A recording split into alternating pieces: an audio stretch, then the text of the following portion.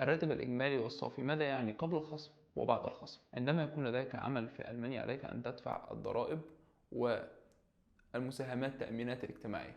هذه تكاليف تخصم بشكل مباشر من راتبك، فليس عليك أن تهتم بها، فمن يهتم بها هو صاحب العمل.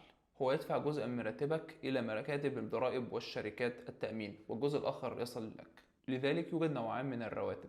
فهو الراتب الإجمالي، هو الراتب الذي يكون مكتوب بالعقد، مثلا 2500 أورو. والراتب الصافي هو الذي تحصل عليه فعليا بعد خصومات التأمين والضرائب، مثلا 1700 يورو. ففي هذا المثل خصموا 800 أورو من حسابك، وهذا قيمة الضرائب والتأمينات المدفوعة لك.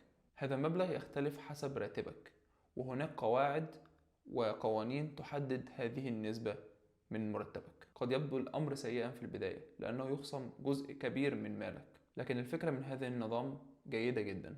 ال 800 أورو التي تخصم شهريا في هذا المثل تذهب إلى طرق كثيرة، مثل التأمين التقاعدي، التأمين الصحي، التأمين ضد البطالة، التأمين الرعاية في حالة المرض أو العجز. هذا يعني أنك إذا مرضت أو تعرضت إلى حادث أو تركت وظيفتك سوف تظل على الدعم المادي والمالي، وحتى عندما تتقدم في السن وتحتاج إلى رعاية وتقاعد سوف تحصل على المال رغم أنك لم تعد تعمل.